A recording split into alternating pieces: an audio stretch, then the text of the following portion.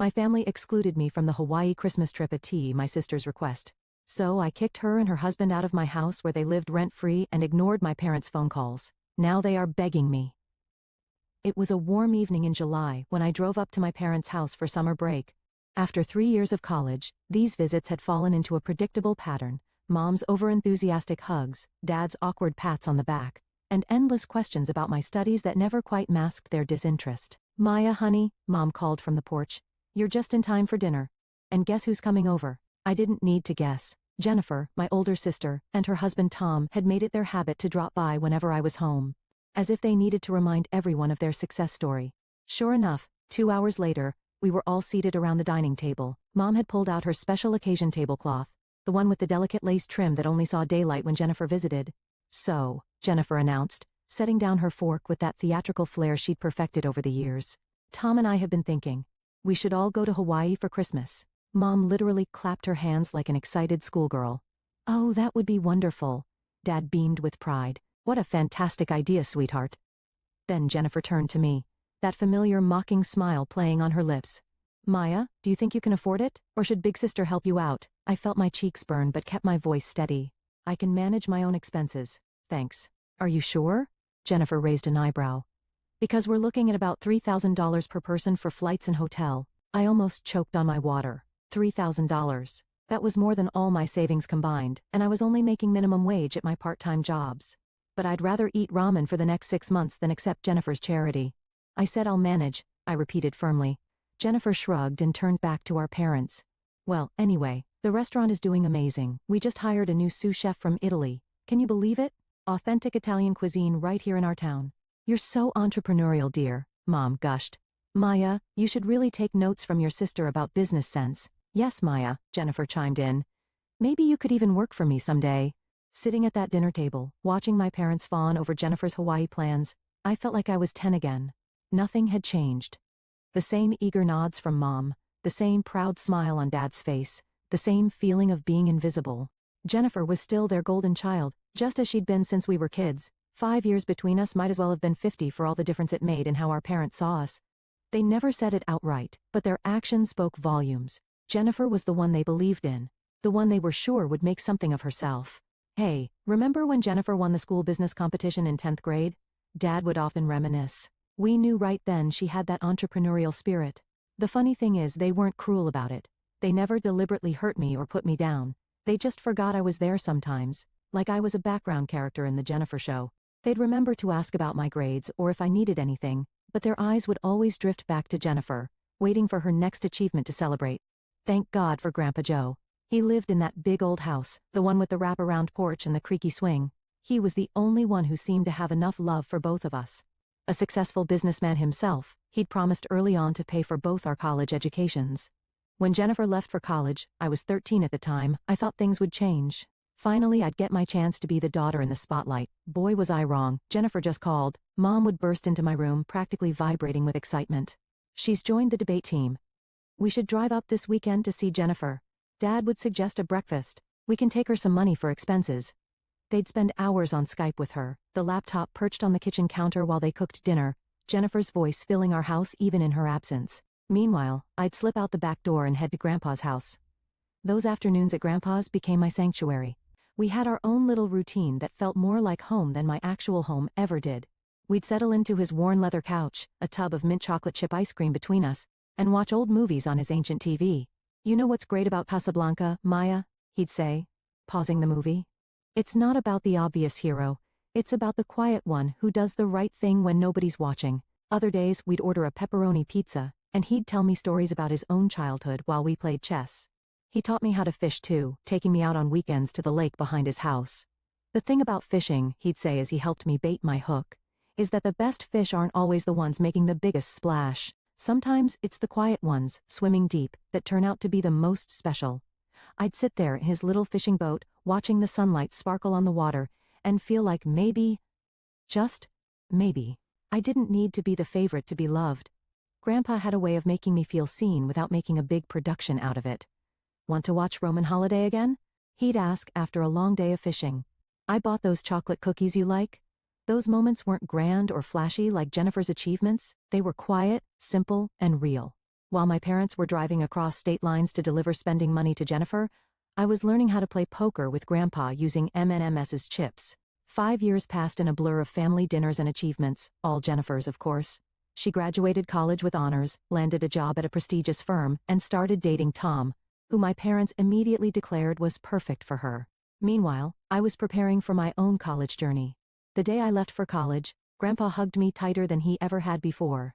His embrace felt different somehow, more urgent, more final. "I love you so much, Maya," he whispered in my ear. "Never forget that." I laughed it off at the time. "Grandpa, you're acting like we'll never see each other again. I'll be home for Thanksgiving." He just smiled that gentle smile of his and patted my cheek. "Just remember what I said, kiddo." 2 months into my freshman year, Mom called. Her voice was breaking as she told me Grandpa had died in his sleep. The world stopped spinning for a moment. I sat there on my dorm room bed, phone pressed to my ear, unable to process the words. The funeral was on a crest-bottom day. After the service, we all gathered in Grandpa's attorney's office for the reading of the will. Jennifer sat primly in her designer black dress, while I fidgeted in the scratchy department store one I bought last minute. To my daughter Sarah, the attorney read, "I leave the sum of $50,000. Mom nodded, squeezing Dad's hand. To my granddaughter Jennifer, I leave the sum of $300,000. Jennifer's face lit up. She immediately turned to Tom, who'd been hovering by her side throughout the funeral. "Baby, we can have that dream wedding now, and still have enough to start our restaurant." And to my granddaughter Maya, the attorney continued, "I leave my house on Maple Street, including all its contents and the surrounding property." The room went quiet for a moment before Jennifer burst out laughing. "Oh my God, Maya got the old house? That's hilarious." She wiped tears of mirth from her eyes. "Don't worry, sis, maybe you can sell it and buy yourself something nice. Though, I doubt anyone would want that creaky old place." "Jennifer?" Mom scolded half-heartedly, but she was already smiling at her elder daughter's plans. "We'll have the wedding in spring," Jennifer announced, completely taking over the somber moment. "Tom and I already have the perfect business plan for an authentic Italian restaurant. This is exactly the capital we needed." True to her word, Jennifer threw herself into wedding planning. It was a spectacular affair: white doves, ice sculptures, a 5-tier cake, and what felt like half the town in attendance. I stood next to her in a bridesmaid dress she'd chosen, watching her marry Tom in what Mom called the social event of the season. Before the honeymoon tan had even faded, Jennifer and Tom opened their restaurant.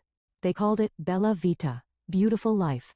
The local paper did a feature on them, praising the young entrepreneurs for bringing authentic Italian cuisine to our small town. Mom and Dad framed the article and hung it in their living room. Meanwhile, I tried to figure out what to do with my inheritance. The property taxes weren't insignificant, and maintaining that big old house wouldn't be cheap. After running the numbers one weekend, I thought I'd found a solution. At the next family dinner, I decided to bring it up. "I've been thinking about the house," I said, trying to sound confident, as I pushed my green beans around the plate. "Since I'm at college most of the year, I could rent it out. That would help cover the taxes and maintenance." The silence that followed made me look up. Mom and Jennifer were exchanging one of their looks, the kind that had always meant trouble for me growing up. Jennifer's husband Tom suddenly became very interested in his mashed potatoes. "Oh honey," Mom said in that patronizing tone she reserved for when she thought I was being particularly dense. "Why would you want to rent to strangers when your sister and Tom need a place to live?"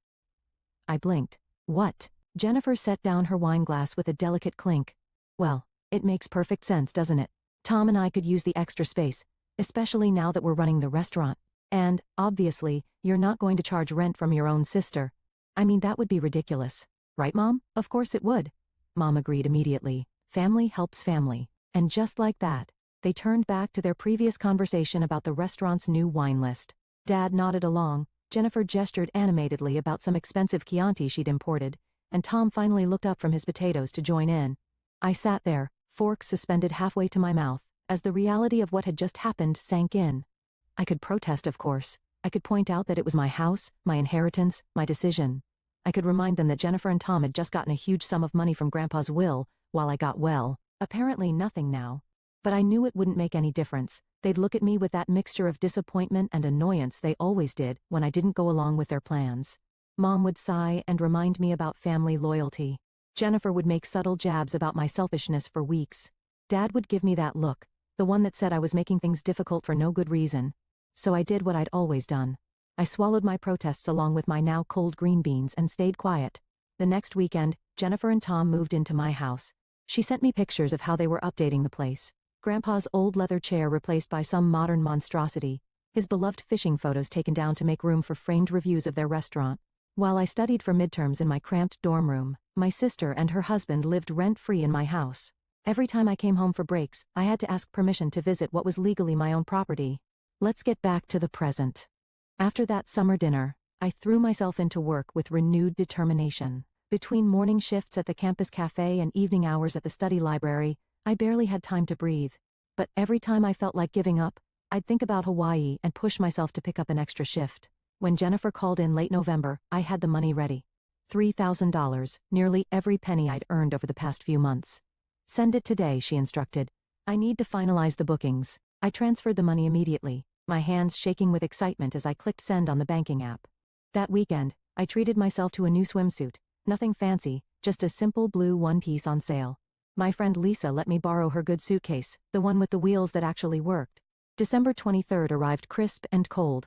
I showed up at my parents' house with my borrowed suitcase and new swimsuit, practically buzzing with excitement. But something felt off. Mom barely met my eyes when she hugged me, and Dad kept clearing his throat the way he did when he was uncomfortable. Then, Jennifer and Tom arrived. The moment they walked in, I knew something was wrong. Jennifer had that look on her face, the same one she'd worn when she told me she'd be living in my house rent-free. Mom and Jennifer exchanged glances that made my stomach twist. We sat down to dinner, and for a few minutes, there was only the sound of forks against plates. Then Jennifer set down her wine glass and cleared her throat. We need to discuss something, she announced. The restaurant, well, we've hit a rough patch. The numbers aren't what we projected. Mom reached over and squeezed her hands supportively. I noticed she already knew what was coming. We've had to make some tough decisions, Jennifer continued, her voice dripping with fake regret. We've had to cut some expenses, including our contribution to the Hawaii trip budget. My fork froze halfway to my mouth. So, she went on, gesturing between herself, Tom, and our parents. We've all discussed it, and we think the best solution is for Maya to sit this one out. The room started spinning. But I already paid my share, I managed to say. Yes. Well, Jennifer smiled that condescending smile I knew so well, that money will help cover the rest of our expenses. We couldn't possibly cancel on everyone, and Tom and I never even had a proper honeymoon because we went straight into the restaurant business. I looked at Mom and Dad, waiting for them to say something, to object to this insanity. But they just sat there, Mom still patting Jennifer's hand, Dad studying his plate as if it held the secrets of the universe. I paid my share, I said again, my voice shaking. $3,000. That was all my savings. Maya, Mom snapped, her tone sharp enough to make me flinch. Family helps family. Jennifer and Tom are going through a difficult time with the restaurant. The least you can do is be understanding. Understanding? I whispered. Yes, understanding. Besides, someone needs to watch the house while we're gone. Mom turned back to Jennifer. Now, about the hotel arrangements. I stood up so abruptly my chair scraped against the floor. Nobody even looked up. I climbed the stairs to my old bedroom, the sounds of their cheerful conversation floating up behind me. They continued chatting and laughing as if they hadn't just stolen my money and crushed my dreams. Lying in my childhood bed that night, staring at the glow in the dark stars Grandpa had helped me stick on the ceiling years ago, I made my decision. The next morning, I played my part perfectly. I stood on the front porch, smiling and waving as they loaded their luggage into 2 waiting taxis. Don't forget to water Mom's plants, Jennifer called out, adjusting her designer sunglasses. And check the mail every day, Mom added. Don't worry about a thing, I assured them, still smiling. Jennifer leaned out the taxi window. I'll send you lots of photos. So you won't feel left out. She laughed as if she'd just made the funniest joke. I kept waving until both taxis disappeared around the corner. Then I walked straight to my car and drove to Grandpa's house, my house. Tom and Jennifer's belongings were everywhere. Her clothes filled the closets Grandpa's suits once occupied. Their pretentious art hung where his fishing photos used to be. Their wedding photos sat on the mantel where Grandpa kept our chess set. I started in the master bedroom, pulling out suitcases and boxes, methodically packing everything. Designer clothes, expensive shoes, Tom's custom-made suits, all of it went into boxes and bags. I found their important documents in Grandpa's old study and packed those too. The moving company charged me triple their usual rate for Christmas Eve service. My next stop was a 24-hour locksmith. He also charged a holiday premium, but I didn't care. I watched with satisfaction as he changed every lock in my house.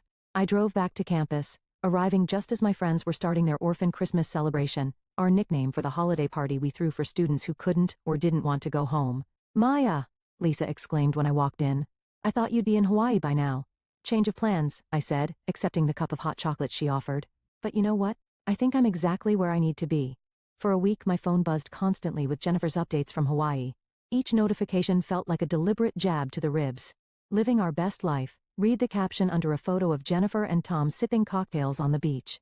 Making memories with the people who matter most, accompanied a sunset dinner picture. My Instagram feed became a showcase of their perfect Hawaiian vacation. Jennifer lounging by infinity pools, mom and dad smiling at luau's, Tom trying to surf. Every photo was carefully filtered and captioned with nauseating platitudes about family time and much-needed breaks from running a business. The worst was her post about knowing when to step back from work and enjoy life. That one came with a photo of all of them holding champagne glasses at a New Year's Eve party, paid for with my savings. Then, early on New Year's Day, my phone exploded. Maya, why are all of Jennifer's things in our living room? Mom, call me immediately. Dad, what the hell did you do with our stuff? Jennifer, the locks aren't working. Did you change them? Tom, I watched the messages roll in, my phone buzzing like an angry hornet. This is completely unacceptable. Call us now, Mom. If you don't bring the new keys right now, you'll regret this. Jennifer, Maya Elizabeth Parker, answer your phone this instant. Dad. The messages kept coming, growing increasingly angry. Words like ungrateful, selfish, and spiteful filled my screen. Jennifer's texts became particularly colorful, peppered with accusations about betraying family and ruining their lives. How dare you throw your own sister out on the street, after everything we've done for you? Mom, you're just jealous because we got to go to Hawaii and you didn't. Jennifer, this is the most selfish thing you've ever done, Dad. My phone showed 47 missed calls and over 100 messages by mid-morning. I read each one, letting their words wash over me without response. With each angry message, I felt lighter, freer. They could rage and threaten all they wanted. I wasn't that compliant little girl anymore. I put my phone on silent and went to get breakfast with my friends, leaving their messages unread and their calls unanswered. For the first time in my life, I didn't feel compelled to explain or justify myself to them. By evening, my phone showed over 200 missed calls. The constant buzzing had become white noise. But when Mom's name flashed across my screen for the 201st time, I finally answered. How dare you? Mom's voice exploded through the speaker before I could even say hello. Do you have any idea what you've put your sister through, Maya? Dad's voice joined in from another extension. This behavior is completely unacceptable. I sat cross-legged on my dorm room bed, surprisingly calm. Is it? Like taking my $3,000 and going to Hawaii without me was acceptable? That was different. Mom spluttered. The restaurant. No. I cut her off, my boy steady. Let me talk. For once in my life, just let me talk. Amazingly, they fell silent. You took my money I worked double shifts to earn. You let Jennifer and Tom live in my house rent-free while they ran their restaurant. You've always treated me like I was nothing compared to Jennifer. Always. That's not, Dad started. Remember my high school graduation? You left early because Jennifer called about a job interview. My college acceptance letter? You barely looked at it because Jennifer had just started dating Tom. Every achievement, every milestone in my life has been overshadowed by Jennifer's latest whatever. The words poured out of me, years of hurt and resentment finally finding their voice. And then Hawaii. You didn't just take my money. You laughed about it. Jennifer sent me mocking photos. Do you have any idea how that felt? To know my own family could be so cruel? The silence on the other end stretched out. Finally, Mom spoke, her voice softer but still defensive. Maya, you have to understand, Jennifer and Tom are really struggling with the restaurant. They need help. And I needed parents who cared about me as much as they cared about Jennifer. I needed a sister who didn't treat me like a doormat. I needed a family who saw me as more than just Jennifer's backup plan. But where will they live? Mom's voice cracked. They can live with you just like they are now. Or they can rent an apartment like normal adults. My house isn't their safety net anymore. And starting next month, I'm renting it out to actual paying tenants. You can't, Mom began. I can, and I will. I've already talked to a property management company. The lease is being drawn up.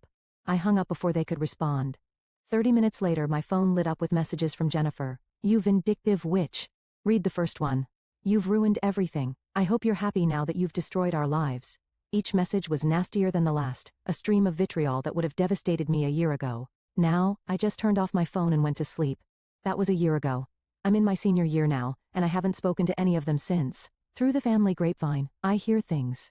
The restaurant finally went under completely. Jennifer and Tom are still living with our parents, supposedly regrouping before their next venture. Meanwhile, the property management company I hired found excellent tenants for Grandpa's house. The rent they pay covers taxes with enough left over to build a decent savings account. I'm careful with the money. I think Grandpa would be proud of that. Sometimes, usually late at night when I can't sleep, I wonder if we'll ever reconcile. If Mom will ever understand why I did what I did.